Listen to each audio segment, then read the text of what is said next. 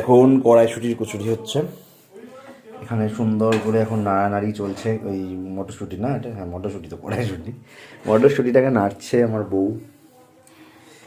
একদম রেডি হয়ে গেছে। ওরে না, এটা আমি একটু পরে বাটি দিয়ে খাবো, বাটি দিয়ে না।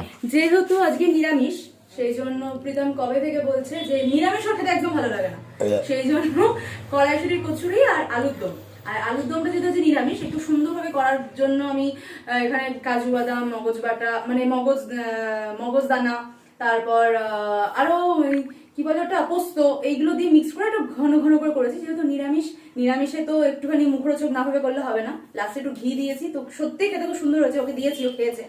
আমি এখনো খাইনি, আরে টেস্ট করিয়েছো, টেস্টটা করেছে।